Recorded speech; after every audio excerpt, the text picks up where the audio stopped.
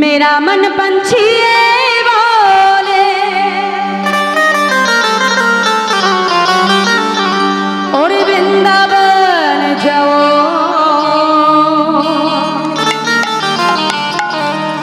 ब्रज की लता पटाले। क्या बोले? वृंदावन एक ऐसी जगह है जिसके हार गले में सिर्फ एक ही नाम होते हैं, वो सिर्फ राधे राधे राधे। বৃন্দাবনের আকাশ বাতাস ফুলব লতা সবার বদনে একটাই নাম, কি? রাধে। मैं राधे राधे गा,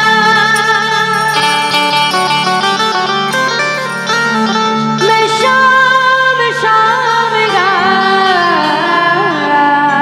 मैं राधे राधे गा, शाम शाम गा। देखिए সবাই মিলে বাহু তুলে, হাত তোলো মাইরা, এদিকে জোরে জোরে করো তালি দিয়ে, হ্যাঁ বলো।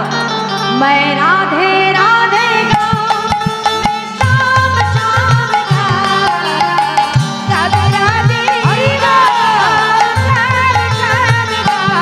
गा, मैं राधे राधे गा, मैं शाम शाम गा,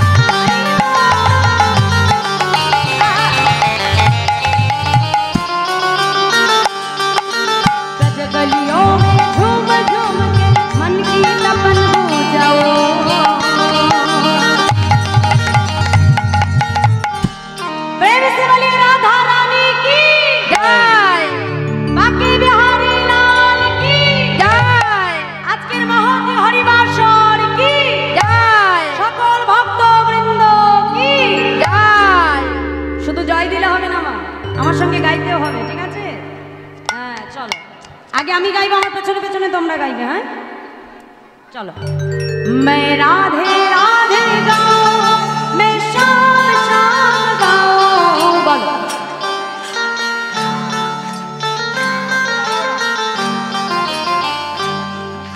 মায়েদের জোর কোথায় গেল? এখানে মায়েদের থেকে তো আমার বোনেদের আর ভাইদের দেখছি এনার্জি বেশি। হ্যাঁ ও ঘুম পেয়েছে, হ্যাঁ সে তো পাবেই গো। হ্যাঁ ও মাইরা, আরে ঘুমের তো একটা সময় আছে, তাই না মা? ও যতই কীর্তন হোক না কেন চোখ এমনি বন্ধ হয়ে চলে আসে। হ্যাঁ আরে বা, আজকের দিনটা একটু ঘুম একটু পরেই ঘুমাই। বাড়ি থেকে সেবা করে এসেছো তো সবাই?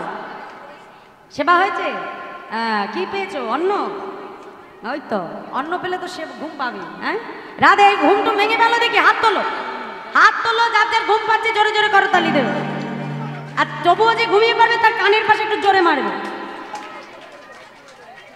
হ্যাঁ ও মাইরা, আচ্ছা একটু ঘুমের ওষুধ দিয়ে নি, দেব? এই শোনো, এই যে আমাদের পাড়ার এক মেয়ে, হ্যাঁ বিয়ে হয়েছে, বিয়ে, হ্যাঁ তা ওই এমন এক ছেলের সঙ্গে বিয়ে হয়েছে, তা ওই ছেলের বুদ্ধি শুদ্ধি নেই বললেই চলো। তা ওই এখনকার ভাষায় ছেলেদের বুদ্ধি কম থাকলে কি বলে? তার কাটা বলে। কি বলে? তার কাটা। তার কাটা, তাই না? হ্যাঁ, তো জামাইয়েরও খানিকটা ওই একই দশা, বুঝেছো? তাই বিয়ের 8 দিন পরে কোথায় যায় নতুন বউকে নিয়ে?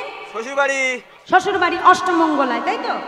এখন ছেলে যাবে শ্বশুর বাড়ি, মা ছেলেকে শিখিয়ে দিচ্ছে, আই খোকা এদিকে এদিকে শো বাবা, এদিকে শো। বলছি শোনো, এই প্রথম তুমি শ্বশুর বাড়ি যাচ্ছ, বুঝেছো? তা শোনো, শ্বশুর বাড়ি যখন যাবে, এই আমাদের পাশে একটা বড় মিষ্টির দোকান আছে না?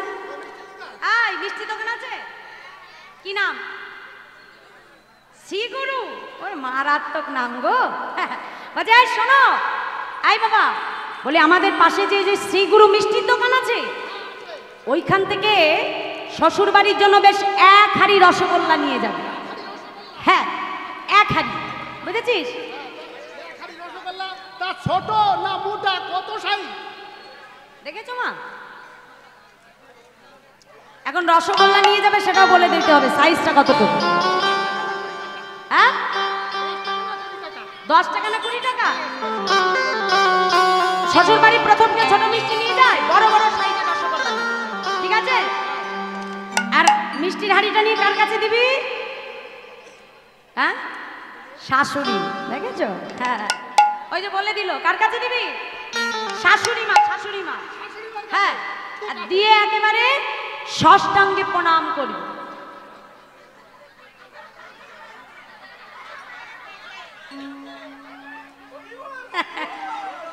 আয় বাবা, বুঝেছিস তো? আর শাশুড়ি মায়ের সঙ্গে যে হেসে হেসে কথা বলবি, হেসে হেসে হেসে দাঁত বার করে। হ্যাঁ দাঁত বার করে, জামাই বড় বড় দাঁতগুলো বার করে। হ্যাঁ এখন সব শিখিয়ে দিয়েছে মা, শিখিয়ে টিকিয়ে এখন ছেলেকে পাঠিয়ে দিয়েছে। এখন শ্বশুর বাড়িতে এসে শাশুড়ি মায়ের হাতে মিষ্টির হাঁড়িটা দিয়েছে, এখন দিয়ে প্রণামও করে, প্রণাম করে মা যেমন শিখিয়ে দিয়েছিল, মানে এমন বুদ্ধি কম মা, ওই মাসে একবার দাঁত মাঝে কিনা সন্দেহ। হ্যাঁ, আর যাদের মুখ থেকে গন্ধ বেরোয় তাদের তো কি মারাত্মক অবস্থা, সে তো আর বলার কথা না, জানো তো? হ্যাঁ সব সহ্য করা যায় মা, মুখের গন্ধ সহ্য করা যায় না। ও যত তোমার কাছে আসবে তুমি দেখবে তত পিছাবে। কেন? হ্যাঁ এখন এই জামাই কি করেছে, হেসে হেসে বলতে বলে, এখন শাশুড়ি মায়ের কাছে যে বলছে, ও মা, ও মা আপনি ভালো আছেন, যেই বলেছে ওই মুখের গন্ধ ভক করে যে একেবারে শাশুড়ি মায়ের মুখে। এখন ওই শাশুড়ি মা তো নতুন জামাইয়ের সামনে নাকও চাপা দিতে পারছেন, লজ্জার কথা। এখন চিন্তা করছে, এই জামাই যদি সারা পাড়ায় সবাই দেখতে আসবে, এখন ওই সবাইকে যদি হেসে হেসে কথা বলতে যায়, আমার সম্মান একেবারে ধুলোই গড়াগড়ি খাবে। ডেকে বলছে, আয় বাবা, শোনো বাবা শোনো, বলি আমাদের এই পাশে, বুঝেছো, কল্যাণপুর একটা বাজার রয়েছে। কল্যাণপুর এই বাজার আছে না? হ্যাঁ, তা আমাদের এই কল্যাণপুর বাজারের আখ খুব বিখ্যাত। আখ আখ আখ কেমন দেখতে রে? এই আখ কেমন দেখতে? হ্যাঁ বাঁশের মতো, তাই না? খেতে হয় কি করে? দাঁত দিয়ে। হ্যাঁ দাঁত দিয়ে ছাড়িয়ে খেতে হয়, তাই না? তাই দাঁত দিয়ে ছাড়াতে গেলে মানে ওই আখের খোঁচায় একটু কিছু হলে দাঁতের নোংরাগুলো কমবে। এই বুদ্ধি করে শাশুড়ি মা পাঠিয়ে দিয়েছে জামাইকে বাজার। জামাই বাজারে এসে যেই না বাজারে ঢুকতে যাবে, একেবারে ঢোকার মুখে দেখে একদম জাম বিক্রেতা বেশ বড় বড় জাম সাজিয়ে নিয়ে বসে আছে। আরে জাম দেখে জামাইয়ের পা ওখানেই জাম হয়ে গেছে। জামাই চিন্তা করছে, আগ বাবা পরে খাবো, হ্যাঁ আগে পেট ভরে জাম তো খেয়ে নি। যা টাকা দিয়েছে সব টাকা একে একে জাম খেয়ে শেষ। এখন জাম টাম খেয়ে যখন ঘরে এসেছে, এখন শাশুড়ি মা জিজ্ঞাসা করছে, বাবা, আরে ও বাবা,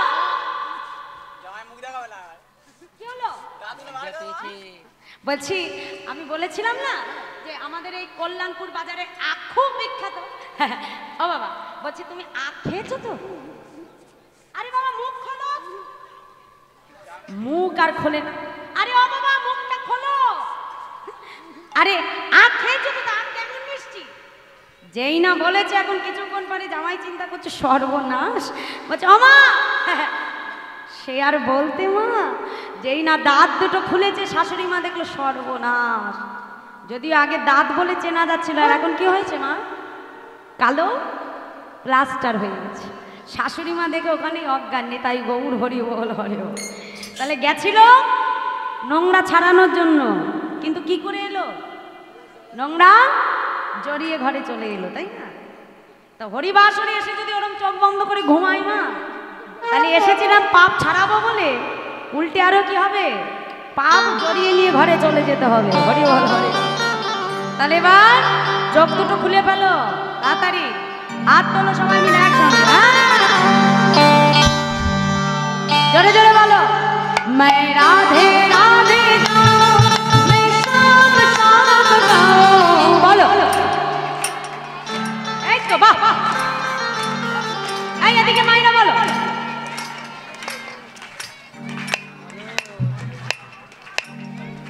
এদিকে কি হলো? যেন মুড়ি ফুটে। আমার একটু জোরে জোরে গাইতে হবে তো। হ্যাঁ বলো, রাধে রাধে গাऊं, मैं शाम शाम गाऊं। বলো বাহ, এই তো। রাধে রাধে গাऊं, मैं शाम शाम गाऊं। রাধে রাধে গাऊं,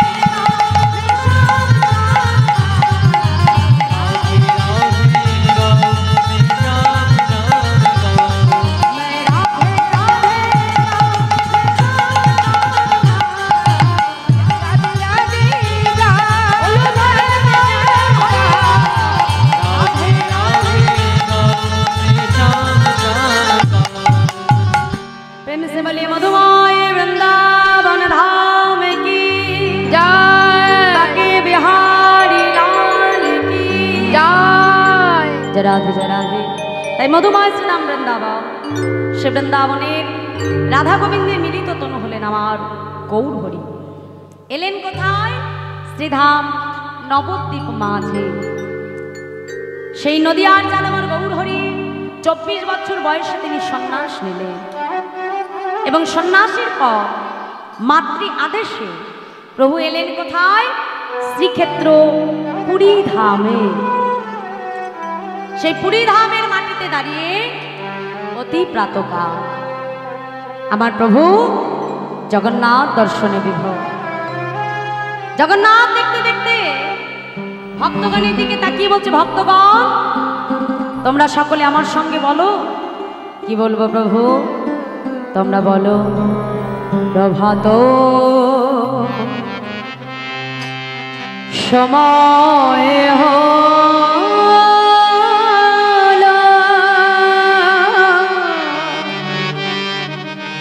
কৃষ্ণ কৃষ্ণ বলো, প্রভাত গৌর হরি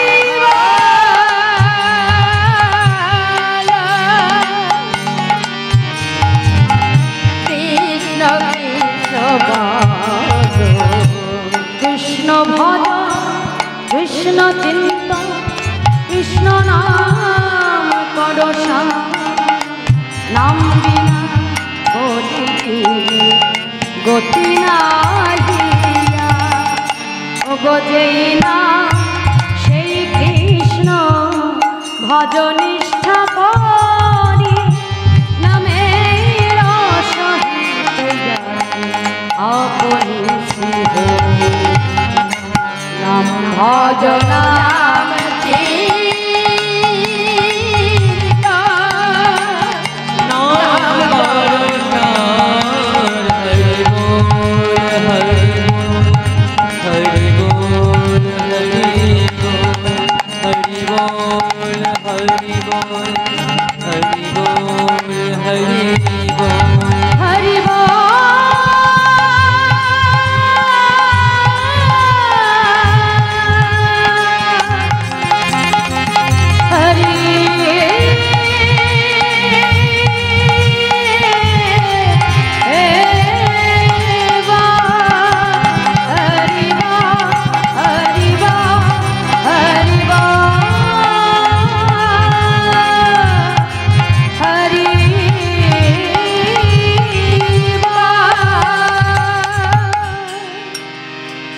হরিনাম শ্রবণ করতে করতে প্রভুর পশ্চাতে এসে দাঁড়ালেন অগণিত ভক্ত। সেই অগণিত ভক্তের পশ্চাতে এসে দাঁড়ালেন আরেক ভক্ত। ধীরে ধীরে গৌর হরি আমার তার কাছে এসে বলছে, এই যে কি নাম তোমার? আজ্ঞে প্রভু, আমার নাম গোবিন্দ ঘোষ। কোথা থেকে এসেছো? প্রভু, আমি যে সেই অগ্রদ্বীপের মাটি থেকে এসেছি। কার কাছে এসেছো? প্রভু, আমি যে তোমার কাছে এসেছি। আমার কাছে? আমার কাছে কেন এসেছো? প্রভু, আমি যে তোমার সঙ্গী হতে চাই। কি বললে? আমার সঙ্গী? না না না না, আমার সঙ্গী হতে যেও না। কেন জানো? আরে আমার সঙ্গে হতে গেলে তাকে যে অনেক দুঃখ কষ্ট সইতে হয়। তুমি তো পারবে না। যাও, ঘরের ছেলে, সময় থাকতে ঘরে ফিরে যাও। যেই না বলেছে গোবিন্দ ঘোষ ছুটে এসে গৌরহরি চরণটাকে জড়িয়ে ধরেছে। দয়া, আজ আমি তোমার সঙ্গী হব বলে আমার সর্বস্ব পরিত্যাগ করে আমি তোমার কাছে এসেছি, আর আমাকে তুমি চলে যেতে বলছো প্রভু? আজকে গৌরহরি যেই না গোবিন্দ ঘোষকে দেখলো বাবা, দেখবা মাত্রই তার পূর্ব লীলার কথা মনে পড়ে গেল। দেখো মা, আমরা জন্মের মধ্যে যদি কোনো কুকর্ম করি বা কোনো খারাপ কাজ করি, সেই জন্মের কর্মফল কিন্তু তোমাকে ভোগ করতেই হবে।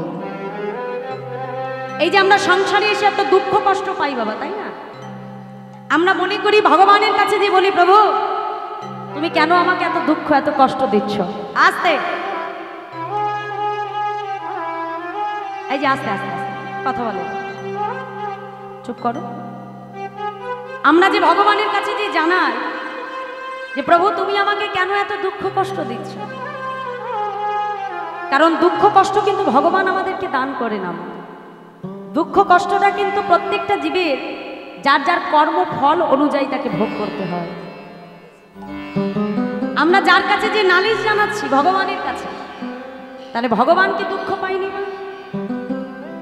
ত্রেতা যুগে যে দয়াময় রামচন্দ্র, যদি ভগবান আমাদের কাছে প্রশ্ন করে যে তুমি আমাকে দুঃখের কথা বলছো, তাহলে আমার দুঃখ আমি কার কাছে জানাবো?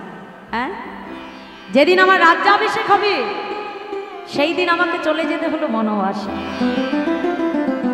বনবাসে যে আমার ভাতা লক্ষণকে শক্তিশাল বানে নিক্ষেপ হতে হলো। আমি বনবাসে গেলাম, আমার পিতা দশরথের মৃত্যু হলো, আমাকে নাগ পাশে বন্ধন করলো। এমনকি সীতাকে উদ্ধার করতে গিয়ে, যখন সীতাকে উদ্ধার করে নিয়ে আমি ফিরে এলাম, ফিরে এসেও সীতা যে কিনা স্বয়ং ভগবানের স্ত্রী বাবা, তাকে পর্যন্ত পাতালে প্রবেশ করতে হয়েছে। তাহলে ভগবান তাকেও দুঃখ পেতে হয়েছে। এদিকে আমার ভগবান শ্রীকৃষ্ণের কথা যদি বলি, যিনি স্বয়ং বিশ্বব্রহ্মাণ্ডের মালিক, স্বয়ং যিনি সৃষ্টিকর্তা, যিনি সৃষ্টির পালন দুষ্টের দমন করে, সেই ভগবানকে তার যদু বংশ চোখের সামনে ধ্বংস হয়েছিল সেটা দেখতে হয়েছে। তাহলে তিনি কি পারতেন না? তাহলে তাকেও তো দুঃখ পেতে হলো বাবা। যেমন এই জগতে সুখ পেলে তার পাশাপাশি দুঃখটা কিন্তু ভোগ করতেই হবে। যেমন দিন হয়, দিনের পরে রাত হয় বাবা। আমরা কখনো প্রশ্ন করি দিন হচ্ছে এরপরে রাত কেন হচ্ছে? কারণ এটা আমরা জানি যে কালচক্রের নিয়ম এটা ঘটবে। যেমন জন্ম হলে তার মৃত্যু অনিবার্য, তেমন সংসারে সুখ পেলে দুঃখটাও তার পাছে পাছে ভোগ করতে হবে, এটা চিন্তা করতে হবে। আর দুঃখ এটা ভগবান কখনো দেয় না, দুঃখ পেতে হয় যার যার কর্মগুণে। আজকে ভগবান যেদিন রাসলীলায় মত্ত হলেন, রাসমঞ্চে যতজন গোপী ঠিক ততজন কৃষ্ণ, সবাই মনে করছে যে বধূ আমার। আর যেই মনে করলো বধূ আমার, গোবিন্দ আমার রাধারানীকে নিয়ে রাসমঞ্চ ছেড়ে অন্তর্ধান হলেন। আর যেই রাধারানীকে নিয়ে গেলে, রাধারানী মনে মনে চিন্তা করছে, দেখেছো রাসমঞ্চে এত গোপী থাকতে বধূ শুধু আমাকে নিয়ে এলো, না জানি আমার বধূ আমাকে কত ভালোবাসে।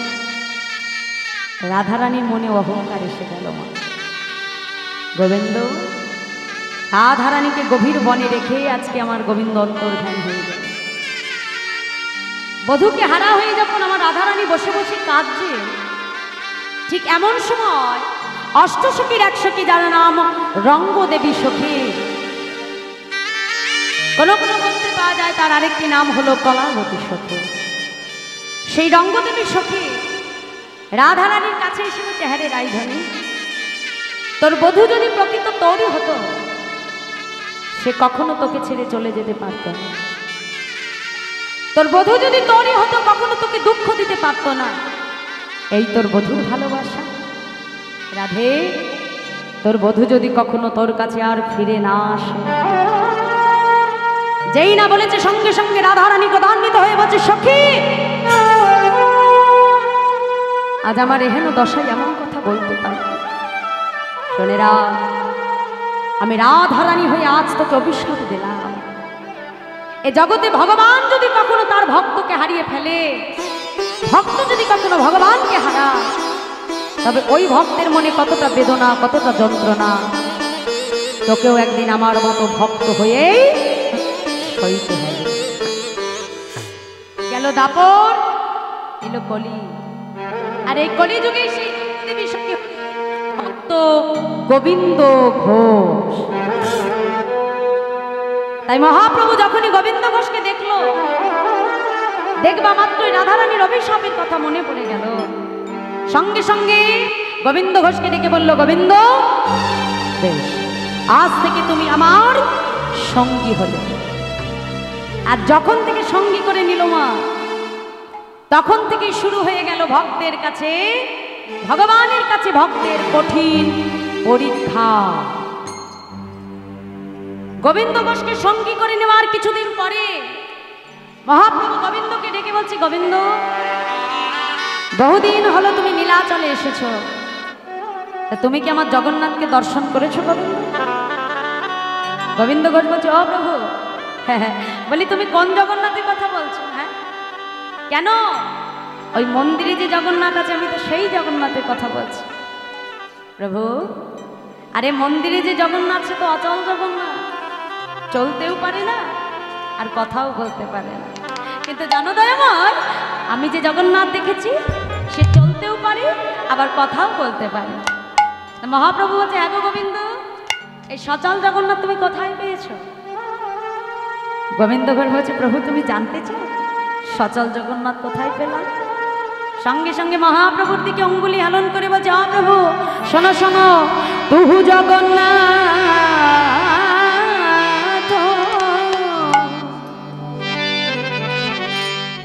এই জগতে কাহা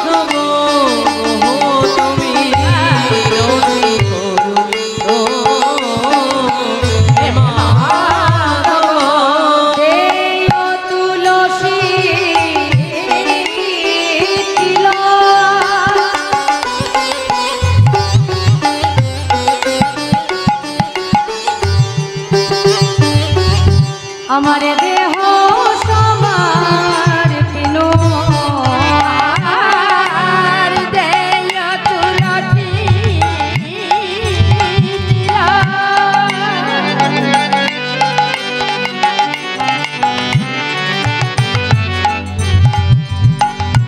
আমার দেহ সবার কিলো দয়া যেন না ছাড়ো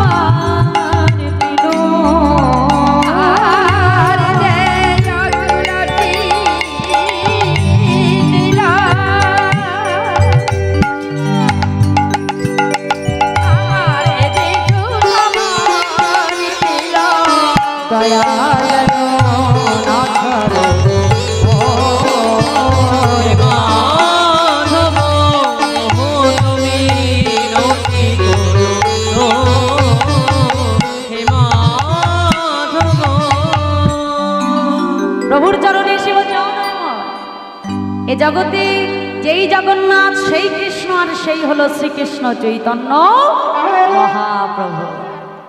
যেই বলেছে আজকে গোবিন্দ ঘোষের কথা শুনে গৌর হরি হাসছে, মৃদু মৃদু হেসে বলছে, আচ্ছা গোবিন্দ শোনো, আমার মনে একটু তীর্থ ভ্রমণের বাসনা হয়েছে, তাই যে গোবিন্দ বলি তুমি কি আমার সঙ্গে যাবে? বলে হ্যাঁ প্রভু আমি তোমার সঙ্গে যাব। আমার গৌরহরি বিলম্ব না করে অগণিত ভক্তকে সঙ্গে লয়ে মনের আনন্দে নৃত্য করতে করতে আমার প্রভু তীর্থ ভ্রমণের উদ্দেশ্যে যাচ্ছে। কেমন ভাবে বলছে দেখো দেখো, বদনে হরিনাম গাইতে গাইতে বাহু তুলে মনের আনন্দে আমার প্রভু তীর্থ ভ্রমণে যাচ্ছে। হ্যাঁ, তাহলে হরিনাম হলো আমাদের একমাত্র সম্পদ। আজকে ভগবান যখন তীর্থ ভ্রমণে যাবে, ভক্তগণ কি আর ঘরে থাকে? তারা প্রভুর পাছু পাছু চলেছে বদনে হরি নাম গাইতে গাইতে। কেমন ভাবে প্রেমানন্দে মেতে হরি বলো, হরি নামের বন্যা যে এলো।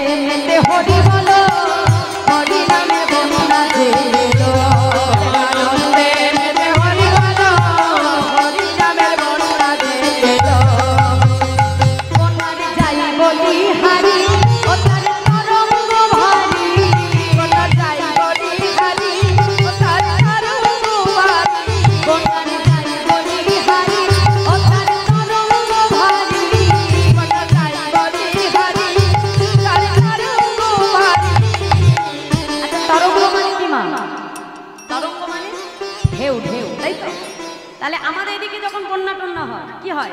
ঢেউটা ওঠে আবার থেমে যায়, তাই না? কিন্তু আমার মহাপ্রভু যে ঢেউ এনেছিল, সেই ঢেউ থামা তো দূরে থাকবে, দিনে দিনে আরো বেড়ে চলেছে, তাই না? তাই কি বলছি, বন্যারি যাই বলি হারি ও তার তরঙ্গ ভারি, বন্যা যাই হরি হরি তরঙ্গে দিচ্ছে সাঁতার গোলক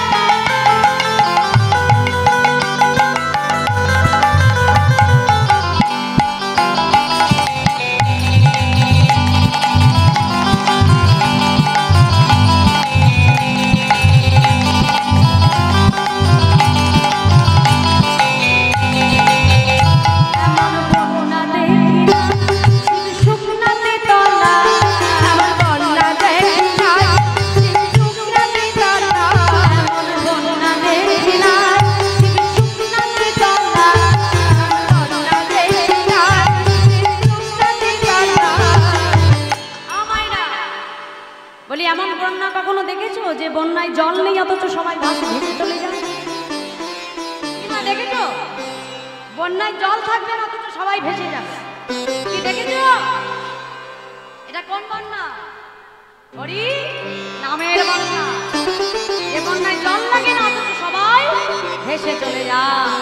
তাই কি বলছে দেখো, এমন বন্যা দেখি না শুকনাতে তলা, বন্যা দেখি না শুকনাতে তলা, এমন বন্যা দেখি না শুকনাতে তলা, বন্যা দেখি না শুকনাতে তলা, নদীর পুরুষ নারী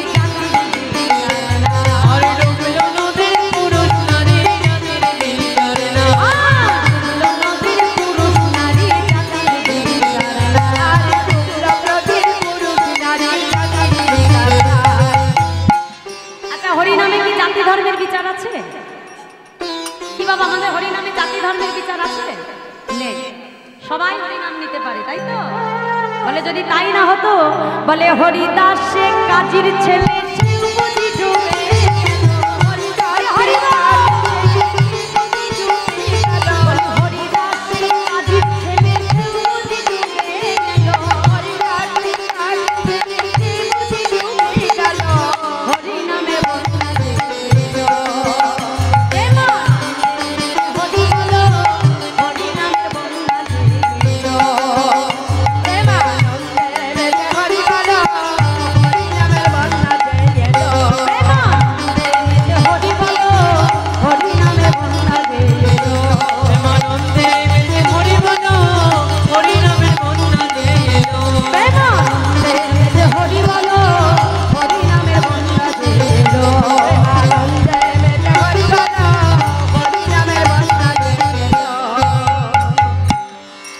আজকে হরিনামকে আশ্রয় করে আমার মহাপ্রভু চলেছে।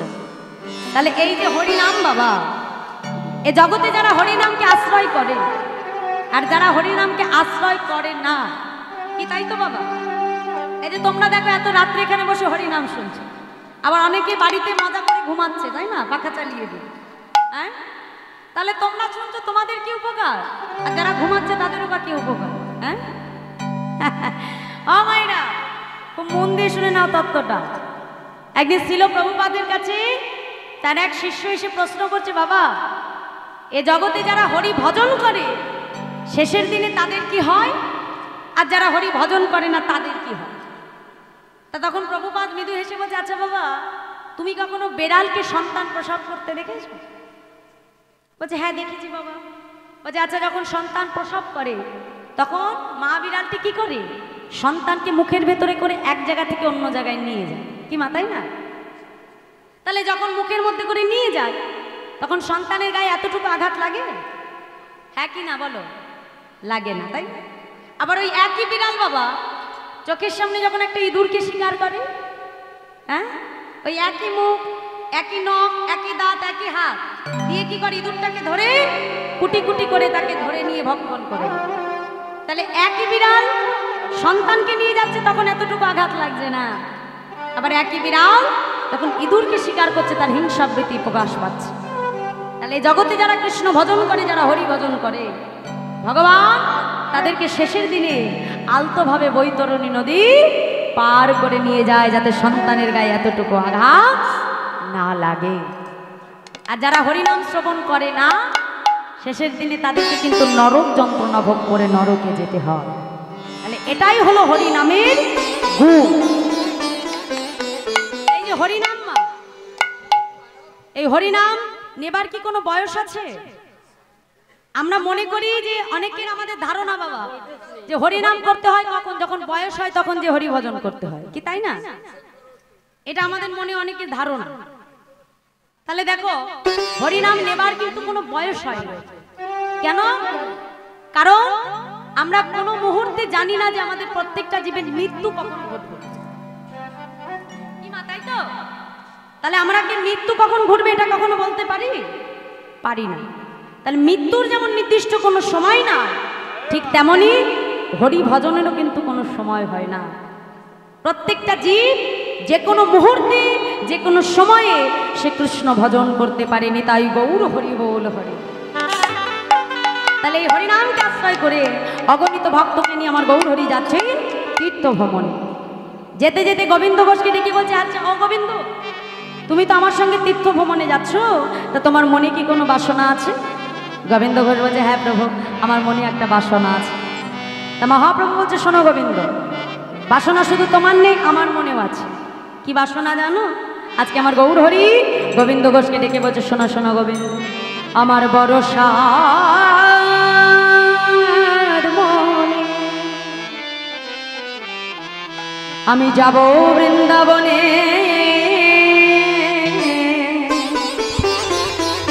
মুখে বলবো রাধা না।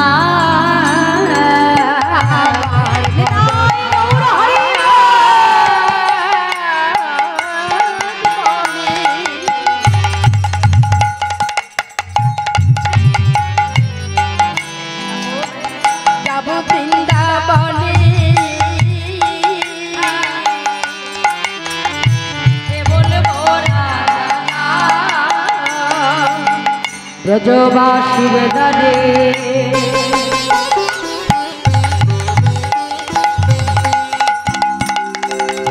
মাধুপুরী করে বেড়াইব ব্রজ ব্রজবাসীর দ্বারে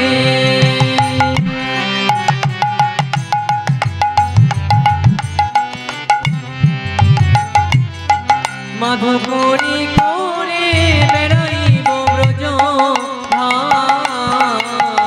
রাধে রাধে রাধে বলবো রাধে রাধে রাধে বলবো আমায়রা আজ আমার মহাপ্রভু আমাদের জীবকে শিক্ষা দিচ্ছে। দেখো, বৃন্দাবনে গেলে কি বলতে হবে? বদনে রাধে রাধে বলতে হবে। আরেকটি কাজ করতে হবে কি?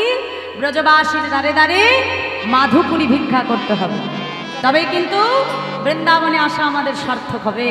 তাই মহাপ্রভু বলছে দেখো দেখো, মুখে রাধে রাধে রাধে বলবো রাধে রাধে রাধে বলবো রাধে রাধে রাধে বলবো রাধে রাধে রাধে বলবো মাধুপুরী বলি শোনো শোনো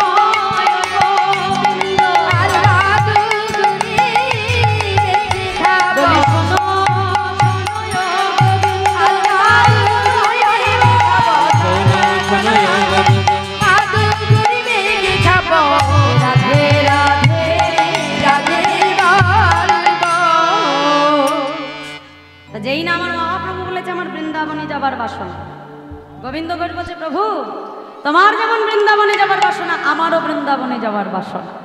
তা আজকে আমার মহাপ্রভু বলছে বেশ, তাহলে বিলম্ব কেন, চলো এক্ষুনি আমরা বৃন্দাবনের উদ্দেশ্যে যাত্রা করি। তাই আজকে ভক্তবৃন্দকে সঙ্গে লয়ে বৃন্দাবনের উদ্দেশ্যে আমার প্রভু যাত্রা করলেন।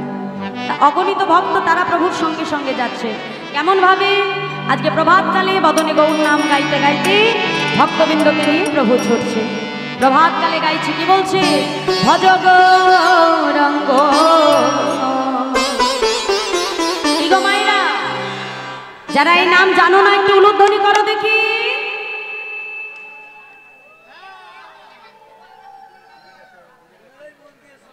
হ্যাঁ কি বললাম না? যারা জানো না তারা উলুধ্বনি করো, তাই না? আচ্ছা বেশ, এইবার যারা জানো তারা উলুধ্বনি করো দেখি। নিতাই গৌর হরিব।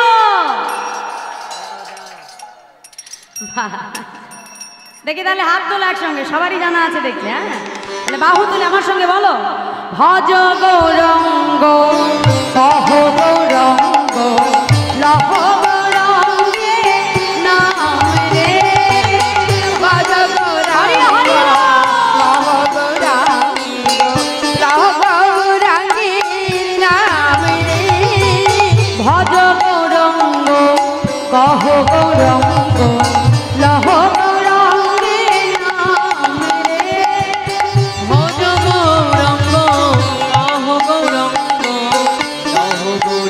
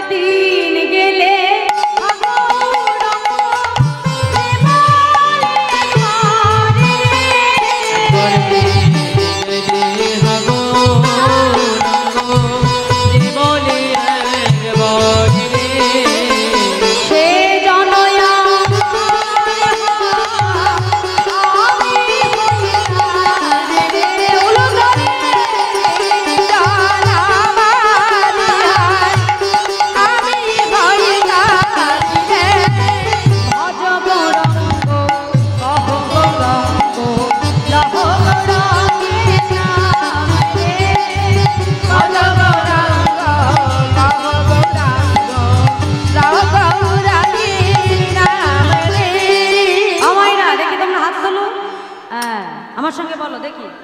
ভজ গৌরঙ্গ, হ্যাঁ জোরে, ভজ গৌরঙ্গ,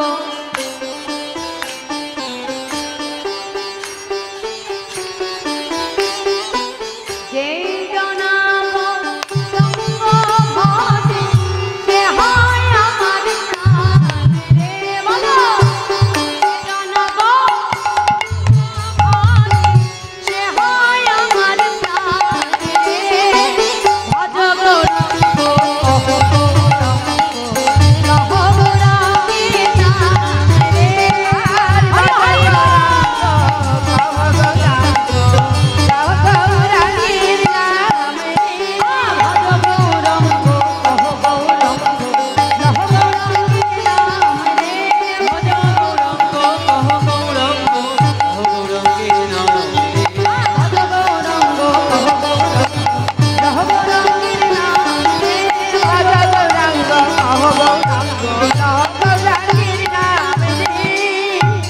হরিনাম গাইতে গাইতে প্রভু আসলেন কোথায়?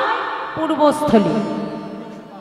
আর যেই না পূর্বস্থলীতে এসে পড়েছে, সঙ্গে সঙ্গে আমার মহাপ্রভু বলছে, এই যে গোবিন্দ, এগো আমরা কোথায় এলাম?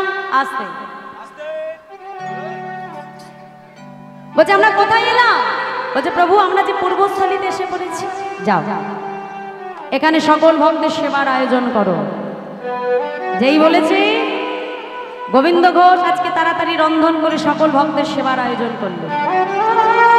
যেই না সেবার আয়োজন করলেন মা, সেবার পরে মহাপ্রভু আমার গোবিন্দ ঘোষের কাছে এসে হাতটা বাড়িয়ে দিয়ে বলছে, গোবিন্দ আমায় দাও। কি দেব প্রভু? একই সেবার পরে কি লাগে জানো না? মুখশুদ্ধি গো মুখশুদ্ধি। বেশ, তুমি একটু অপেক্ষা করো প্রভু, আমি এক্ষুনি যাব আর আসবো। এই বলে 5 ক্রোশ পথ দূরে গোবিন্দ ঘোষ মুখশুদ্ধি ভিক্ষা করতে গিয়েছিলেন। ভিক্ষা করতে গিয়ে আজকে 2টো হরিতকি ভিক্ষা করে পেয়েছে বাবা। হরিতকিটা নিয়ে যখন ফিরে আসছে, মনে মনে চিন্তা করলো, আজ আমি 2টো হরিতকি ভিক্ষায় পেয়েছি। 2টো হরিতকি তো প্রভুকে দিয়ে কাজ নেই, হ্যাঁ? না জানি কাল আবার কোথায় যে বলবে, গোবিন্দ আমাকে হরিতকি দাও, তখন কোথায় পাবো? হ্যাঁ, প্রভু তা জানতে পারছে না আমি কি দিয়ে কি করব।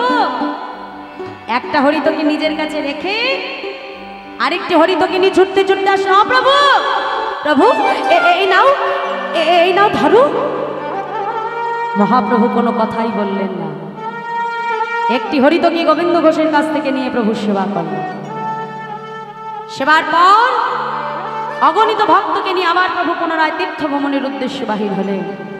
ভক্তবৃন্দকে সঙ্গে লয়ে আমার প্রভু ছুটছে, আগে আমার মহাপ্রভু, পেছনে অগণিত ভক্ত গৌর নাম গাইতে গাইতে যাচ্ছে। কেমন ভাবে? মন লাগুরে মন লাগুরে মন লাগুরে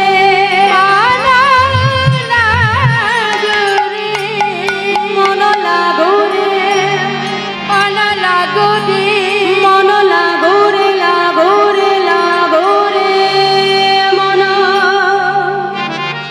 লাগুরে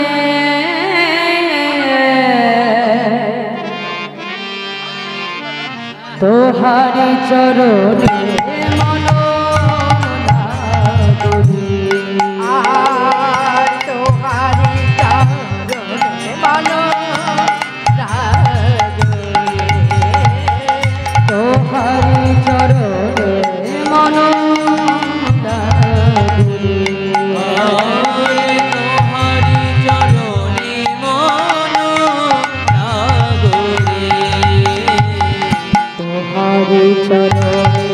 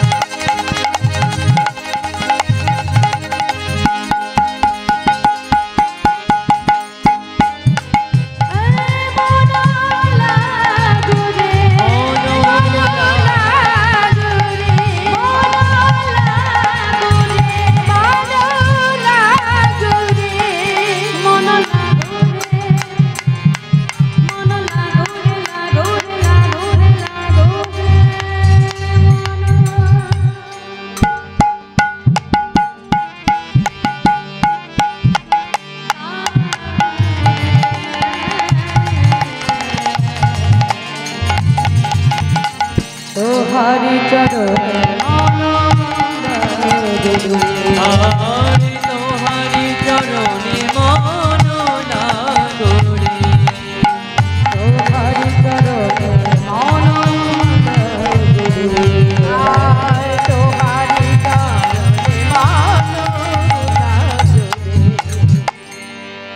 গৌর চরণে মনকে সমর্পণ করে দিয়ে গৌর নাম গাইতে গাইতে ভক্তবৃন্দ আসলেন কোথায়? অগ্রদ্বীপে।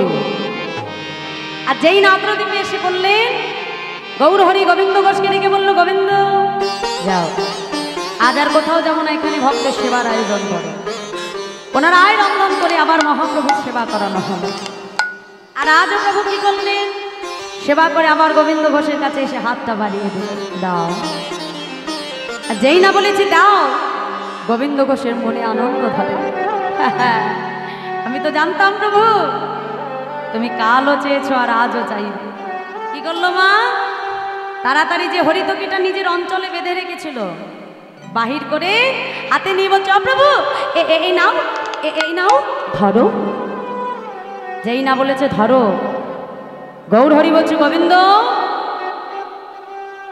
কাল যখন আমি তোমার কাছে হরিতকি চেয়েছিলাম তোমার দিতে বিলম্ব হয়েছিল, কিন্তু আজকে চাইবা মাত্রই তুমি কোথায় পেলে? প্রভু কাল যখন আমি হরিতকি ভিক্ষা করতে গেছিলাম, জানো প্রভু আমি দুটো হরিতকি ভিক্ষা করে পেয়েছি। হ্যাঁ, একটা তোমায় দিয়েছি, আরেকটা আমি আমার কাছে রেখে দিয়েছি। বলো প্রভু আমি ভালো করিনি? গোবিন্দ তুমি জানো এতদিন তুমি আমার সঙ্গের সঙ্গে হলে, অথচ তোমার মন থেকে তুমি এখনো সঞ্চয় প্রীতি বাসনাকে দূর করতে পারো না। তাই শুনে রাখো গোবিন্দ, আজ থেকে তোমার মতো সঞ্চয়ী ভক্তের মুখ দর্শন আমি করব না। চলে যাও, চলে যাও বলছি গোবিন্দ, চলে যাও। যেই না বলেছে গোবিন্দ ঘোষ ছুটে এসে গৌর হরির চরণটা জড়িয়ে ধরেছে। আমি যদি কোনো কিছু সঞ্চয় করি সে তো আমি আমার জন্য করি নাই প্রভু। আমি যদি কোনো কিছু সঞ্চয় করি সে তো আমি তোমার জন্য করেছি প্রভু। এতে যদি আমার অপরাধ হয়, এতে যদি আমার ভুল হয়, তুমি আমাকে মারো, আমায় তুমি সাজা দাও, কিন্তু আমাকে তুমি চলে যেতে বলো না দয়াময়। তুমি ছাড়া যে জগতে আমার আর কেউ নাই। মহাপ্রভু গোবিন্দ ঘোষের কোনো কথাই শুনলেন না। ভক্তবৃন্দকে নিয়ে যখন চলে যাচ্ছে, গোবিন্দ ঘোষ দূরে দাঁড়িয়ে বলছে, শুনে রাখো প্রভু, আমি যদি প্রকৃত তোমার ভক্ত হয়ে থাকি, এক পক্ষকালের মধ্যে তোমাকে আমার কাছে ফিরে আসতেই হবে, আসতেই হবে, আসতেই হবে। এই বলে অগ্রদ্বীপের ধোলায় গড়াগড়ি যায়। যতদূর প্রভুকে দেখা যায় এক দৃষ্টি চেয়ে আছে, নয়ন জলে বক্ষ ভাসে কাঁদে আর বলে, প্রভু গো তুমি পতি পাবন হরি হে,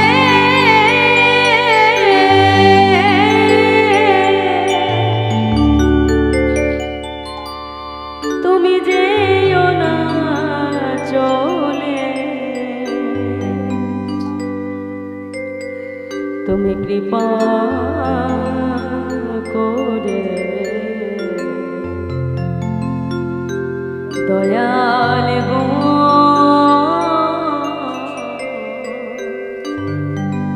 রাখো চরণে। গৌর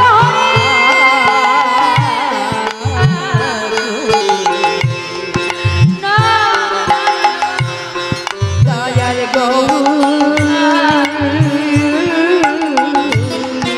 রাখো চরণে।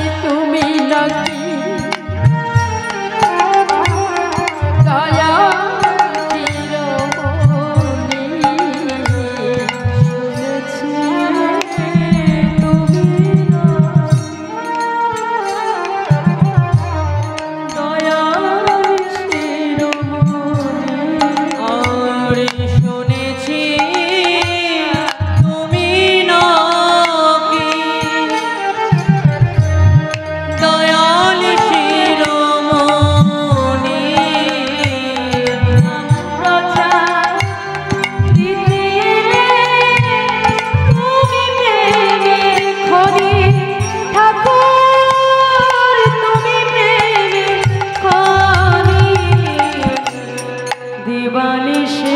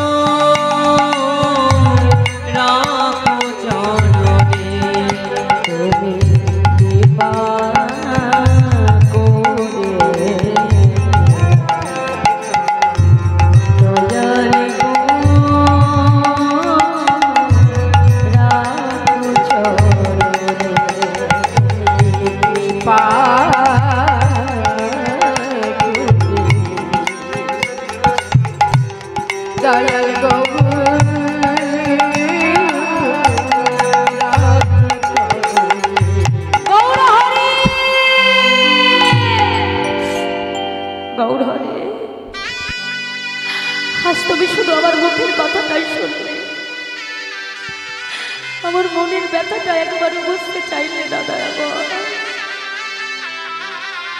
আজ তুমি আমাকে এই অগ্রদীপ মাঝে একা ফেলে চলে গেলে প্রভু। কাঁদতে কাঁদতে যখন অচৈতন্য হয়ে পড়ল অগ্রদীপ বাসি এসে ধরাধরি করে গোবিন্দ ঘোষকে তার ঘরে পৌঁছে দিল। কিন্তু ঘরে গেলে কি হবে মা, এক একটা দিন তার কাছে এক এক বছরের মতো কেটে যাচ্ছে বাবা। দেখতে দেখতে যখন 13 দিন হয়ে গেল মনে মনে চিন্তা করছে দয়ামা যে জীবনকে আমি তোমায় হারিয়ে ফেলেছি সেই জীবন আমি আর রাখবো না। আজ গৌর নামকে স্মরণ করে আমি গঙ্গার জলে আমার প্রাণকে বিসর্জন করব। বদনে গৌর নাম গাইতে গাইতে গঙ্গায় প্রাণ বিসর্জন করবে বলে গোবিন্দ ঘোষ ছুটে যাচ্ছে। বদনে গৌর নাম গাইতে গাইতে গোবিন্দ ঘোষ ছুটছে কেমন ভাবে ভজন বলছে দেখো দেখো গৌর গৌর গৌর গৌর গৌর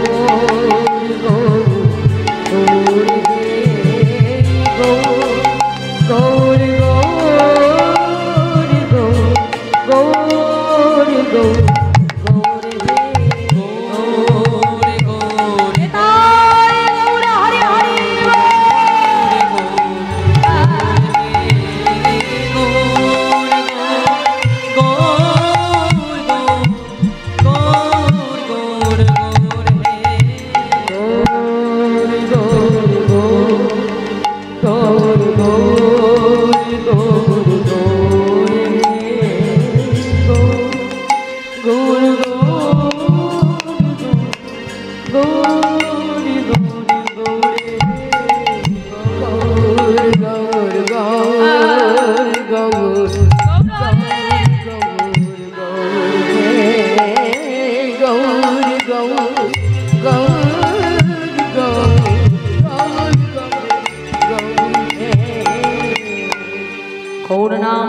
গাইতে যখন এক পা করে গঙ্গার জলে নামছে আকণ্ঠ পর্যন্ত গঙ্গার জল এমন সময় একটা কষ্টি পাথর ভাসতে ভাসতে গোবিন্দ ঘোষের বক্ষে এসে লাগলো। গোবিন্দ ঘোষ সেটাকে পোড়া কাষ্ঠ মনে করে আবর্জনার ভেতরে ছুঁড়ে ফেলে দিয়েছে মা। আর যেই ছুঁড়ে মারলো এমন সময় আকাশে দৈববাণী হলো গোবিন্দ এ তুমি কি করছো? তুমি জানো না আত্মহত্যা মহাপাপ। যাও যাও গোবিন্দ ঘরে ফিরে যাও। কে কে তুমি? আমি তো তোমায় দেখতে পাচ্ছি না, বলো তুমি কে?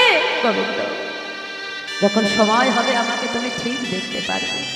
যাও যাও, ঘরে ফিরে যাও ভক্ত, তুমি ঘরে ফিরে যাও। গোবিন্দ ঘোষের আর মরা হলো না বাবা, ঘরে ফিরে এলে। দেখতে দেখতে আজ 15 দিন হয়ে গেল। গৌরহরি বিলম্ব না করে আজকে অগণিত ভক্তকে নিয়ে গোবিন্দ ঘোষের ঘরের সামনে এসে ডাক দিল গোবিন্দ। কেন মা?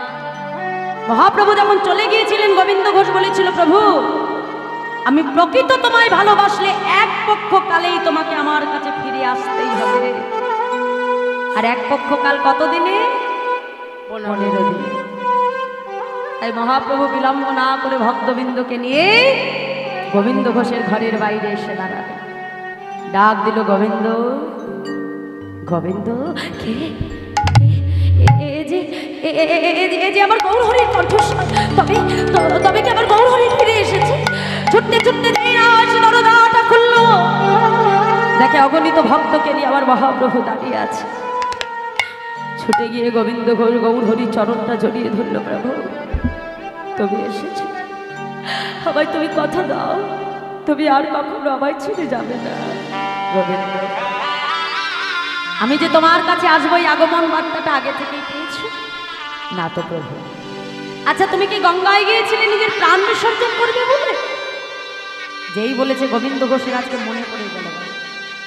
ছুটতে ছুটতে মা গঙ্গার পাড়ে এসে আবর্জনার ভেতরে খুঁজে খুঁজে দেখলো, যেটা পোড়া কাষ্ঠ মনে করে ছুঁড়ে মেরেছিল সেটা পোড়া কাষ্ঠ নয়, একটা কষ্টি পাথর।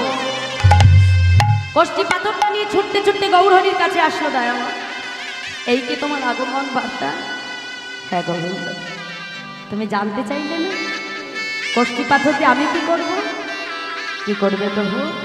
শোনো গোবিন্দ, এই কষ্টি পাথর দিয়ে আমি তোমার ঘরে একটি গোপীনাথ বিগ্রহ তৈরি করব, আর তোমার দ্বারাই অগ্রদ্বীপের মাটিতে আমার গোপীনাথের সেবা পূজার প্রচার হবে। আর শুনে রাখো, আজ থেকে অগ্রদ্বীপবাসীর দাঁড়ে দাঁড়িয়ে ভিক্ষা করে যা কিছু পাবে দিনে 4 বার রন্ধন করে গোপীনাথকে সেবা দেবে। আর শুনে রাখো, একা একা সংসারে মন বসবে না, তাই যত তাড়াতাড়ি পারো সুকন্যা দেখে বিবাহ করো। আর আজ থেকে তুমি আমায় ভুলে যাও। যেই না বলেছে আমায় ভুলে যাও, গোবিন্দ ঘোষ গৌরহরির হাতটা ধরে টানতে টানতে গৌরহরিকে একটা ঘরের ভিতরে এনে বাহির থেকে আজকে শিকলটাকে তুলে দিল। এ বলছি প্রভু একবার তুমি আমায় ছেড়ে চলে গেছো, আর আমি তোমায় যেতে দেব। দেখি দেখি কেমন ভাবে আমায় ছেড়ে যেতে পারো। কিন্তু ভগবানকে কি কখনো শিকলে বেঁধে রাখা যায় না? দরজার শিকলটা তুলে দিয়ে গোবিন্দ ঘোষ যেই না ঘরের বাইরে পাটা রাখলো না, এ দেখলো জানো, দেখে ঘরে গোড়া বাইরে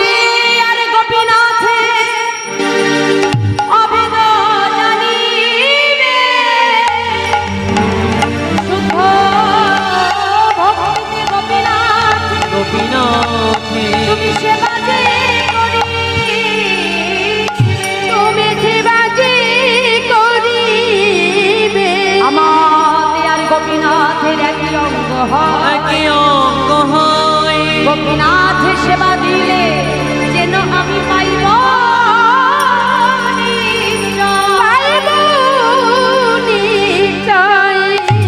শুনে রাখো গোবিন্দ, আমার আর তোমার গোপীনাথের মধ্যে কোনো ভেদ না। তোমার গোপীনাথ যে আমি গৌরহরিও সে, এই বলে আমার মহাপ্রভু চলে গেলেন। কিছুদিন যেতে না যেতে গোবিন্দ ঘোষ বিবাহ করলো মা। স্ত্রীর নাম হলো মাধবী। আগে ভগবানের সেবা হতো দিনে 4 বার, কিন্তু যেদিন থেকে স্ত্রী ঘরে এলো ভগবানের সেবা হতে লাগলো দিনে 3 বার। দেখতে দেখতে ঘর আলো করে ফুটফুটে একটা পুত্র সন্তান এলো। যেদিন থেকে সন্তান এলো ভগবানের সেবা হলো দিনে 2 বার। ভগবান দেখলো বাবা গোবিন্দ, তাহলে সংসারে একে একে সবাইকে পেয়ে আমায় ভুলে যাচ্ছে। বেশ, তাহলে যেমন করে তোমাকে আমি সব দিলাম তেমন করে তোমার কাছ থেকে সব মায়ার বাঁধন আমি ছিন্ন করে দেব। মায়েরা, একদিন গোবিন্দ ঘোষ ভিক্ষা করে ফিরে এসে ভিক্ষার ঝোলাটা উঠানে রেখে মাধবীকে ডেকে বলল, মাধবী মাধবী শোনো, তুমি তাড়াতাড়ি রন্ধন করো, আমি গঙ্গা থেকে স্নান করে ফিরে এসে আমার গোপীনাথকে সেবা দেব। এই বলে ভিক্ষার ঝোলাটাকে উঠানে রেখে গোবিন্দ ঘোষ গঙ্গা স্নানে গেল মা। কিন্তু গঙ্গা স্নান করে এসে দেখে ভিক্ষার ঝোলা যেখানে রেখে দিয়েছিল ঠিক সেই জায়গাতেই পড়ে আছে। এসে চিৎকার করে ডাক দিল, মাধবী মাধবী, একে এত বেলা হয়ে গেল তুমি এখনো রন্ধন করনি? মাধবী, ও মাধবী মাধবী মাধবী বলে ডাকতে ডাকতে আজকে যেই না গোবিন্দ ঘোষ মন্দিরে প্রবেশ করল, দেখলো মাধবী উপুর হয়ে পড়ে আছে। এসে বলছে, কি মাধবী কি হলো, এখনো রন্ধন করনি? গোপীনাথকে সেবা দিতে হবে মাধবী, ওঠো ওঠো বলছি। মাধবীর কোনো সাড়া পায় না। ছুটে গিয়ে যেই না মাধবীর দেহকে স্পর্শ করলো, দেখলো মাধবীর অসার দেহ পড়ে আছে। চিৎকার করে উঠলো, গোপীনাথ এটুকু কি করেছে? আমার মাধবী কি অপরাধ করেছিল তোমার চরণে? কেন কেন তুমি আমার মাধবীকে কেড়ে নিলে দয়া বাবা? কেন তুমি আমার স্ত্রীকে কেড়ে নিলে বলো? পাড়া প্রতিবেশী ছুটে এসে বলে, গোবিন্দ,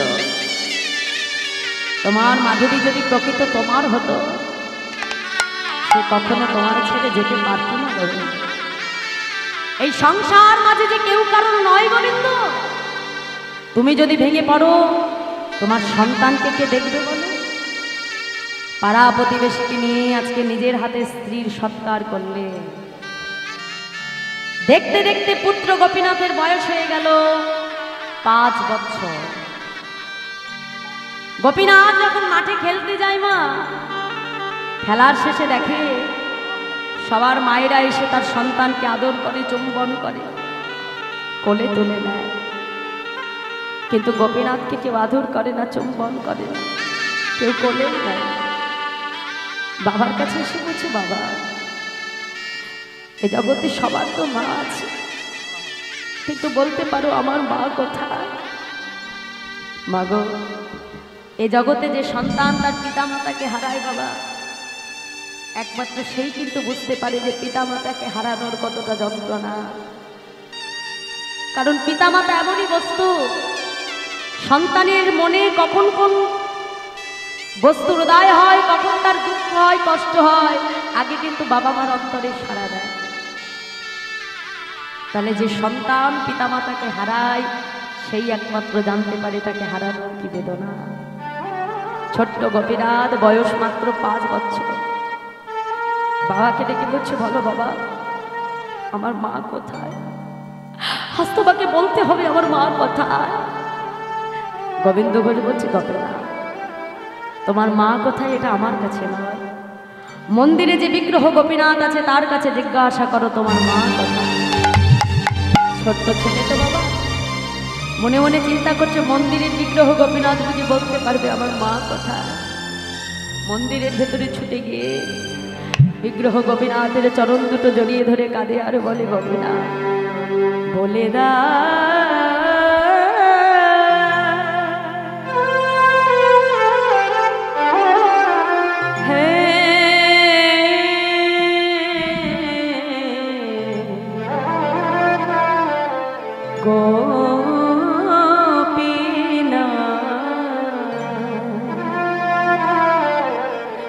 বলো কোথায় আমার মা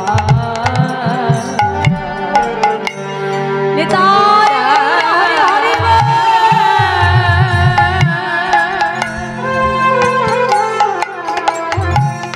হে গোপীনা বলো কোথায় আমার মা ডাকি আমি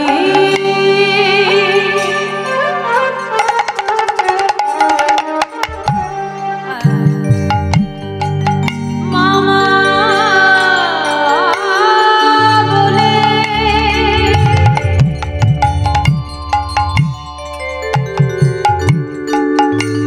মাঝে আমার নেই না কোলে ডাকি আমি মামা বলে মাঝে আমার নয়না কোলে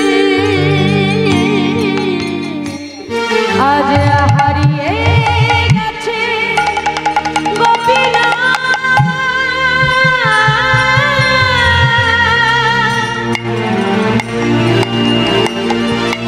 হে গোপীনা হারিয়ে গেছে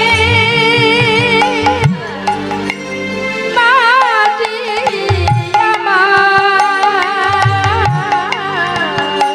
আমি খুঁজে পেলাম না বলো কোথায় আমার মা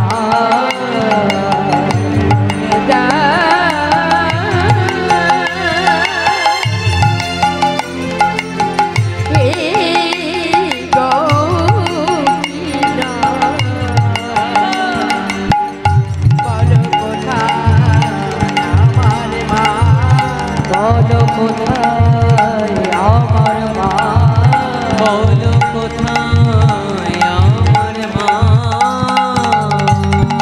গোপীনা গোপীনা আজ তোমাকে বলতে হবে আমার মা কথা কেন কেন আমি কখনো ছোট থেকে মাতৃসুখ অনুভব করতে পারি না বলে দাও আমি তোমার চরণে কি অপরাধ করেছি গোপীনা কেন কেন তুমি আমার মাকে কেড়ে নিলে দয়া বলো বলে দাও কেন তুমি আমার মাকে কেড়ে নিলে প্রভু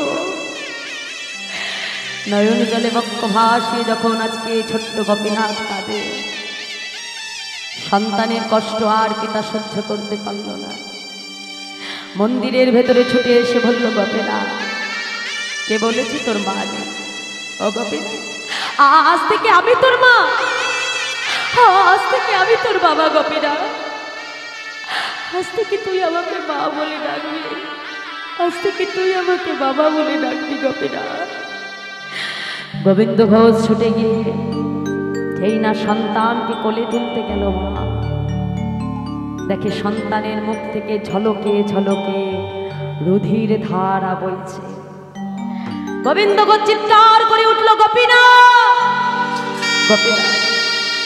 তুমি আমার মাধবীকে কেড়ে নিয়েছো আমি তোমাকে কিচ্ছু বলিনি কিন্তু দয়াবর আমার সন্তানটাকে তুমি কেড়ে দিও না ও ছাড়া যে আমার আর কেউ নাই প্রভু আমার পুত্রটাকে তুমি কেড়ে নিও না সন্তানকে কোলের ভেতরে নিয়ে বিগ্রহ গোপীনাথের সম্মুখে দাঁড়িয়ে চিৎকার করে কাঁদে আর বলে গোপীনাথ কেড়ে নিও না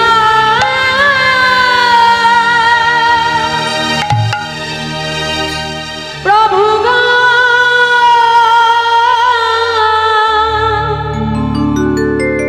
কেড়ে নিও না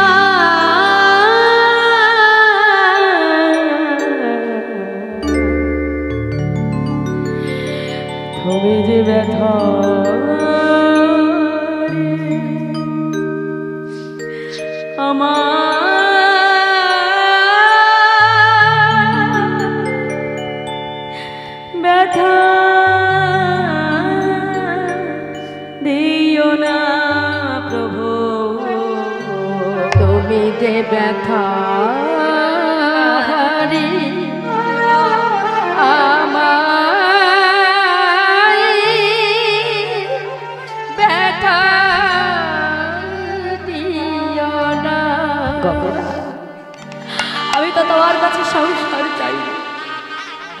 আমি তো তোমার কাছে স্ত্রী চাইনি, পুত্র চাইনি। বলো বলো, কেন দিলে আমার সংসার? কেন দিলে স্ত্রী? কেন দিলে পুত্র? বলো দয়াবর, দেবেই যদি তবে কেড়ে কেন দিলে প্রভু? দিলে যদি পুত্র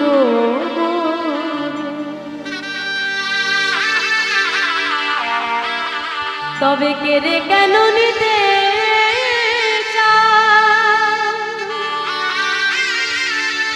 সহিতে পারি না প্রভু গো।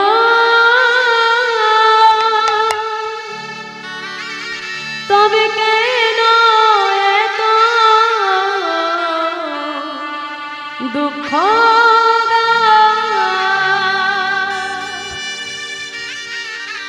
বিষম বেদনা আমি আর সহিতে পারি না প্রভু গো।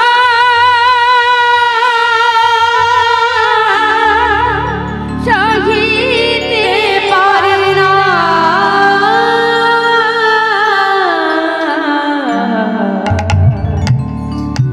তুমি যে ব্যথা আমার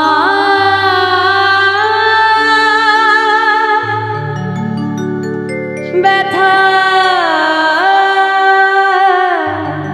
দিও না প্রভু, তুমি যে ব্যথা হারি আমার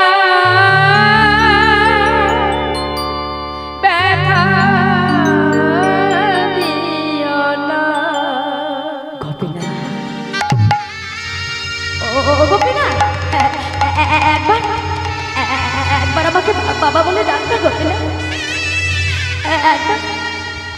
একবার নয়ন মেলে ডাকতে গোপীনা, একবার আমাকে বাবা বলে ডাক গোপীনা। তুই তো প্রত্যেকদিন আমার কাছে এসে বলি বাবা আমার ক্ষুধা পেয়েছে, আমাকে খেতে দাও।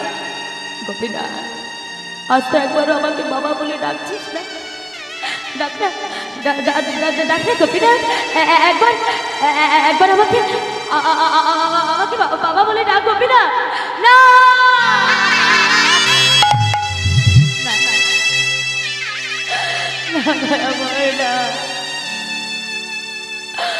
আজ তুমি আমার সন্তানকেও কেড়ে দিলে প্রভু। বেশ, আমিও দেখতে চাই দয়াময়, তুমি কত আমার কঠিন পরীক্ষা নিতে পারো। আমিও দেখতে চাই তুমি কত আমাকে কাঁদাতে পারো। আমিও দেখতে চাই নিজের হাতে সন্তানকে সমাধিস্থ করতে। মন্দিরে ফিরে এসে গোপীনাথের সম্মুখে দাঁড়িয়ে বলে, শুনে রাখো গোপীনাথ, আজ থেকে এই গোবিন্দ ঘোষ আর তোমার সেবা পূজা করবে না। না না না না গোপীনাথ, আজ থেকে তুমি যেমন অনাহারে থাকবে, আজ থেকে তোমার ভক্ত গোবিন্দ ঘোষ অনাহারেই থাকবে। আমিও তো দেখতে চাই তুমি কত আমার চোখের জল সইতে পারো। আমিও দেখতে চাই তুমি কত আমাকে কাঁদাতে পারো। মন্দিরের ভেতরে শুয়ে শুয়ে কাঁদে, ভগবানের চরণে গোপীনাথ গোপীনাথ বলে ডাকে মা। ভগবানের চরণে কেঁদে কেঁদে বলে, প্রভু ভগবান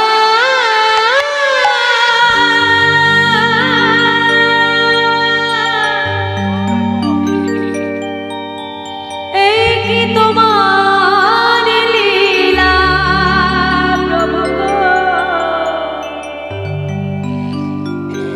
এই কি তোমার লীলা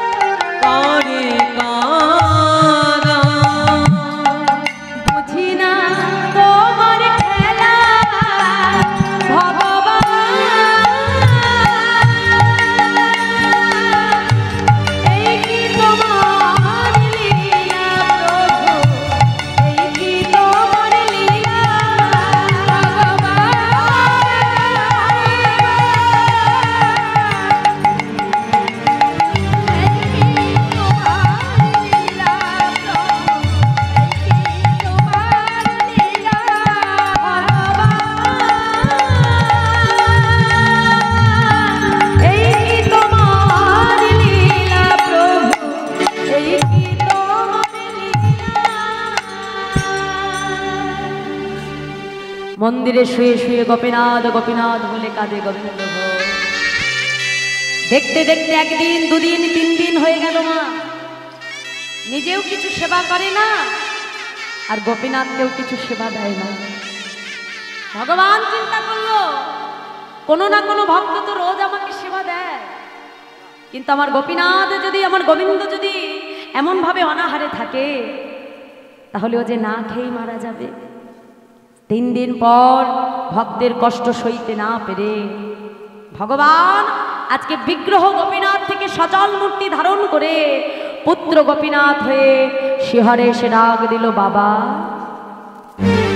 ও বাবা। যেই না বাবা বলে ডেকেছে, গোবিন্দ ঘোষ বলছে, কে কে আমাকে বাবা বলে ডাকে? না না না, আমি কারোর বাবা নই, আমাকে কেউ বাবা বলে ডেকো না। বাবা, এই জগতে কোনো পিতার যদি 2 সন্তান থাকে, পিতা যদি কখনো এক সন্তানকে হারিয়ে ফেলে, আর এক সন্তানকে কি কখনো অনাহারে রেখে দেয়? আজ 3 দিন হয়ে গেল তুমি আমাকে কিচ্ছু সেবা দাও না বাবা। আজ 3 দিন হয়ে গেল তুমি আমাকে অনাহারে রেখেছো বাবা। কি বললে? তুমি আমাকে বাবা বললে? তুমি জানো এ জগতে একটা সন্তান প্রত্যেকটা পিতা মাতা কেন বাসনা করে? শেষের দিনে যাতে ওই সন্তান নিজে হাতে পিতা মাতার অন্তিম ক্রিয়া সমাধান করে। গোপীনাথ, তুমি তো এমন কাউকে রাখলে না যে নিজে হাতে আমার অন্তিম ক্রিয়া সমাধান করবে। তুমি আমার স্ত্রীকে কেড়ে নিলে, সন্তানকে কেড়ে নিলে, এখন আমাকে বাবা বলছো? তুমি যে আমাকে বাবা বলে ডাকছো, শেষের দিনে তুমি আমার জন্য ধরা বাঁধবে, বাঁধবে বাবা, আমার জন্য কাছা পড়বে, করবো বাবা। আমার জন্য অফিসে অন্ন খাবে, খাবো বাবা। আমার জন্য পিণ্ড দান করবে গোপীনাথ। বাবা, আজ আমি তোমার সম্মুখে দাঁড়িয়ে কথা দিলাম, যতদিন পৃথিবীতে চন্দ্র সূর্য উদয় হবে, আমি তোমার সন্তান হয়ে নিজের হাতে তোমার অন্তিম ক্রিয়া কর্ম করব। দেখেছো, দেখেছো গোপীনাথ, আমি তোমার কেমন বাবা? ও গোপীনাথ, একটু অপেক্ষা করো, আমি আমি এক্ষুনি আসছি। ছুটে গিয়ে 2-3 বাড়ি থেকে ভিক্ষা করে রন্ধন করে গোপীনাথকে সেবা দিল। দেখতে দেখতে গোবিন্দ ঘোষেরও আজকে যাবার সময় হয়ে গেল। আজকে গোবিন্দ গোপীনাথকে ডেকে বলছে, গোপীনাথ দেখো মা, শেষের দিন যখন আমাদের আসবে না, প্রত্যেকটি জীবেরই কিন্তু স্মৃতির বিস্মরণ ঘটে যাবে। যত দিন যায় তত আমরা কিন্তু সব ভুলে যাই। আজ গোবিন্দ ঘোষের অন্তিম সময় হয়ে গেল, তারও স্মৃতির বিস্মরণ হয়ে গেল। তার মনে রইল না, যাকে পুত্র মনে করছে সে পুত্র নয়, সে আসলে তার মন্দিরের বিগ্রহ গোপীনাথ। পুত্র মনে করে ডাকছে, হ্যাঁ রে গোপীনাথ, আমার তো যাবার সময় হলো, একটা কাজ কর বাবা, আমাকে একটু মন্দির থেকে চরণামৃত এনে দিন। ভগবানের লীলার কি মাধুর্য! নিজে মন্দিরে প্রবেশ করে নিজের হাতে নিজের চরণ ধৌত করে, চরণ ধৌত জল এনে নিজের হাতে ভক্তের বদনে তুলে দিন। সেবা করো বাবা। সেবা করবার পর আজকে গোবিন্দ ঘোষ ডেকে বলছি, গোপীনাথ আমার তো যাবার সময় হলো, আমার শিহরে একজোড়া করতাল আছে, আমাকে একটু নাম শোনাবি বাবা? নিশ্চয়ই শোনাব। পিতার শিহর থেকে করতাল জোড়া নিয়ে ভগবান কিন্তু আজকে ভগবান নয় বাবা, পুত্র হয়ে পিতার শিহরে ঘিরে ঘিরে হরে নাম গাইতে আরম্ভ করবে। হরে কৃষ্ণ হরে কৃষ্ণ কৃষ্ণ কৃষ্ণ হরে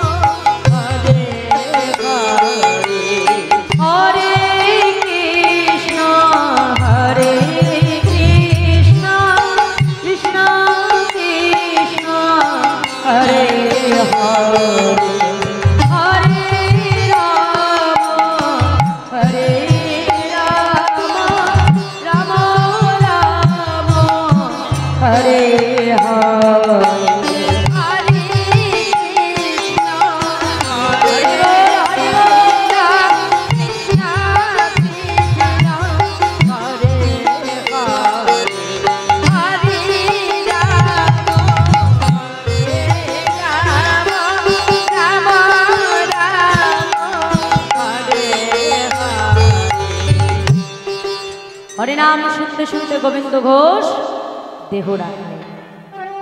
আর যেই দেহ রাখলেন, ভগবান আজকে অগ্রদীপ বাসে দাঁড়িয়ে দাঁড়িয়ে গিয়ে সবাইকে সংবাদ দিল। সবাই এসে গোবিন্দ ঘোষের ধরাধরি করে অন্তিম ক্রিয়াকর্ম করলেন। কিন্তু ওদিকে মন্দিরের পুজো তো আর বন্ধ থাকে না বাবা। দ্বিতীয় একজন পূজারী মন্দিরে এলেন। গোপীনাথ পূজারীকে স্বপ্নাদেশ করছে, পূজারী মন্দিরে প্রবেশ করো, আমার রাজবেশ খুলে দাও, আমাকে কাছা পরিয়ে দাও পূজারী, আমাকে ধরা বেঁধে দাও। কেন প্রভু? পূজারী আমার পিতা যে দেহ রেখেছে পূজারী, আর শুনে রাখো, আজ থেকে 1 মাস দিনে একবার রন্ধন করে হোক বিশ্ব অন্ন আমাকে সেবা দেবে। আর আজ থেকে 1 মাস পর মধুকৃষ্ণ ত্রয়োদশী তিথিতে অগ্রদীপবাসী দাঁড়িয়ে দাঁড়িয়ে সবাইকে সংবাদ দেবে। সেই দিন আমি নিজে দাঁড়িয়ে থেকে আমার পিতার জন্য আমি পিণ্ড দান করব। 1 মাস যেমন করে বাবা মা মারা গেলে সন্তান ক্রিয়াকর্ম করে না, ঠিক মন্দিরের গোপীনাথ গোবিন্দ ঘোষের জন্য 1 মাস অগ্নিশ্রী অন্ন সেবা করবে। ঠিক 1 মাস পর মধুকৃষ্ণ ত্রয়োদশী তিথিতে গোপীনাথকে শুদ্ধ বাসন করিয়ে পিতার শ্রাদ্ধ বাসনে আনা হল। ভগবান আজকে ভক্তের জন্য পিণ্ড করে করে দাঁড়িয়ে আছেন। কেউ কেউ মনে করছে যে ভগবান হয়ে ভক্তের জন্য কেমন করে ভগবান পিণ্ড দান করে।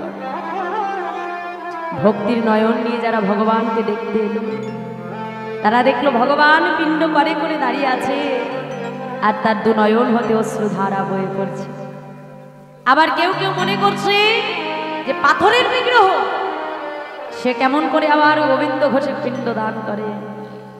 তাহলে যাদের হৃদয়ে প্রেম ভক্তি নাই না, তারা এসে কিন্তু ভগবানকে দেখতে পেল। শাস্ত্রে বলছে ভক্তি যার কৃষ্ণ তার সর্বশাস্ত্রী কয়, আর ভক্তি না থাকিলে জীবে কৃষ্ণ দর্শন কেউ হয়। ভগবানকে কখনো জাগতিক নয়নে দেখা যায় না, ভগবানকে খুঁজতে হলে ভক্তির নয়ন দিয়ে তাকে দেখতে হবে। তাহলে গোবিন্দ ঘোষ সে যখন দেহ রেখেছিলেন, তার মনের শেষ বাসনা ছিল ভগবান যেন তারই পুত্র হয়ে নিজের হাতে তার অন্তিম ক্রিয়াকর্ম করে। শুধু যে সেই দিন তার জন্য পিণ্ড দিয়েছিল তা নয়, আজও পর্যন্ত অগ্রদ্বীপের মাটিতে চৈত্র মাসে মধুকৃষ্ণ ত্রয়োদশী তিথিতে আজ আমার গোপীনাথ তার জন্য পিণ্ড দান করে যাবে। এবং যতদিন পৃথিবীতে চন্দ্র সূর্য উঠবে বাবা, ততদিনই অগ্রদ্বীপে এমনভাবে গোবিন্দ ঘোষের পিণ্ড দান করবে ভগবান। তাহলে এই জাগতিক জগতের সন্তান হলে মা বড়জোর 1 থেকে 2 থেকে 3 থেকে 4 বার তোমার অন্তিম ক্রিয়া করবে, কিন্তু তারপর তোমাকে ভুলে যাবে। কিন্তু ভগবানকে যদি ভালোবাসা যায়, ভগবানকে যদি কখনো সন্তান করা যায়, যদি ভক্তের সঙ্গে ভগবানের ভাবের আদান প্রদান হয়, ভক্ত ভগবানের যদি মেলবন্ধন হয়, ভগবান কোনোদিনও ভক্তের হাত ছেড়ে দেয় না। আজকের এই লীলার মধ্যে থেকে আমার মহাপ্রভু এই শিক্ষাই দিয়ে গেল। তাহলে বোঝা গেল মায়েরা যে ভগবান ভক্তকে কতটা কঠিন পরীক্ষা করে, কিন্তু পরীক্ষা করলেও তোমাকে তার প্রতি ধৈর্য ধরতে হবে, বিশ্বাস রাখতে হবে। আর বিশ্বাস যদি অন্তরে থাকে, তাহলে একদিন না একদিন তুমি তার কৃপা পাবেই পাবে। জয় রাধে। আসুন আজকে সেই ভক্ত ভগবানকে আমরা এখানে রেখেই আমাদের লীলাকে বিশ্রাম রাখবো। জয় রাধে। তাই আজকে বলতে দেখো দেখো ভক্তির বাসনা প্রভু পূরণ করিল, ভক্তের বাসনা প্রভু পূরণ করিল, ভক্তের বাসনা প্রভু পূরণ করিল, ভক্তের বাসনা প্রভু পূরণ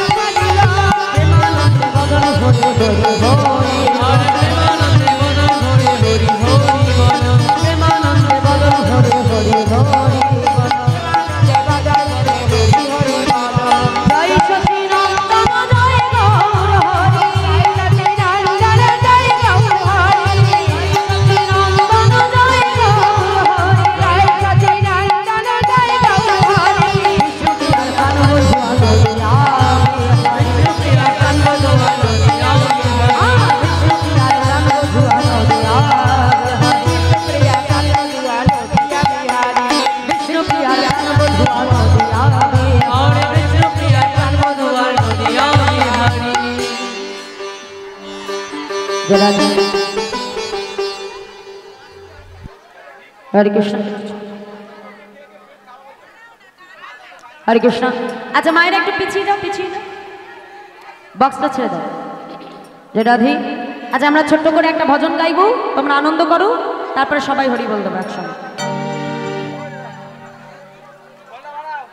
ভাই শ্রীখোল বাড়াও, খোলটা বাড়াও। আচ্ছা মনিটরটা ছেড়ে দিতে হবে, মনিটরটা ছাড়ো মায়েরা সবাই।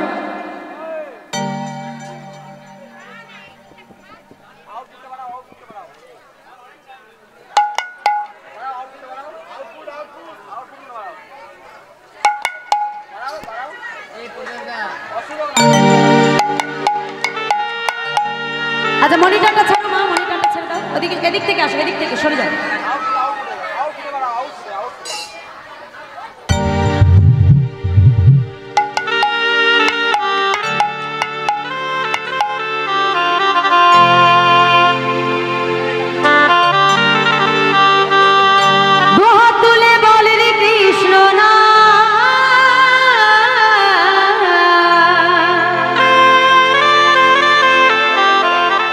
পূর্বেরে তোর সকল নমস্কার,